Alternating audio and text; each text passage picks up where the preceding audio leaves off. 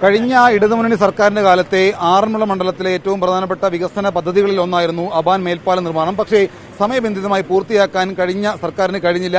അതുമായി ബന്ധപ്പെട്ടുള്ള നിർമ്മാണ പ്രവൃത്തികൾ ആറന്മുള MLA അബിൻ വർക്കി നേരിട്ടെത്തി ഉദ്യോഗസ്ഥരുമായി കൂടിയാലോചിച്ചുകൊണ്ട് ഏതൊക്കെ രീതിയിൽ നിർമ്മാണ പ്രവർത്തികൾ പുരോഗമിക്കുന്നു എന്നുള്ളതൊക്കെ ഉദ്യോഗസ്ഥരുമായിട്ട് കൂടിയാലോചന നടത്തിയിട്ടുണ്ട്. അബിനെ, എന്നത്തേക്ക് ഈ പദ്ധതി പൂർത്തിയാക്കുമെന്നുള്ളത് അനന്തമായിട്ട് നീണ്ടു നിൽക്കുന്ന ചോദ്യമാണ്. ഉദ്യോഗസ്ഥരുമായുള്ള കൂടിയാലോചനയിൽ എന്താണ് അവർ തീരുമാനത്തിലെത്തിയിരിക്കുന്നത്? ഉദ്യോഗസ്ഥർ പറയുന്ന അവർക്ക് ഇതുമായി ബന്ധപ്പെട്ട് കുറേയേറെ പെർമിഷനുകൾ ലഭിക്കാനുണ്ട്. 1, 2 ലാൻഡ് അക്വിസിഷൻ പൂർത്തീകരിക്കാനുണ്ട്.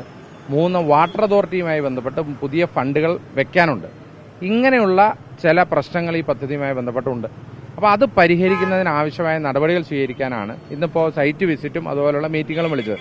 അടിയന്തരമായി തന്നെ ഇത് സഞ്ചാരയോഗ്യമാക്കേണ്ടതുണ്ട് ഈ റോഡുകൾ. കാരണം ജനങ്ങളാകെ ദുരിതത്തിലാണ്, റോഡുകളാകെ ട്രാഫിക്കിലാണ് നിൽക്കുന്നത്. അപ്പോൾ അടിയന്തരമായി വാട്ടർ അതോറിറ്റിയുടെ മീറ്റിംഗ് ഞങ്ങൾ ഈ ആഴ്ച തന്നെ മന്ത്രിയെ കാണാൻ തീരുമാനിച്ചു. റിവ്യൂ മീറ്റിംഗ് അടുത്ത മാസം ആദ്യം കൂടാൻ തീരുമാനിച്ചു. ലാൻഡ് അക്വിസിഷനുമായി ബന്ധപ്പെട്ട നടപടികൾ ദ്രുതഗതിയിലാക്കാൻ നിർദ്ദേശം കൊടുത്തിട്ടുണ്ട്.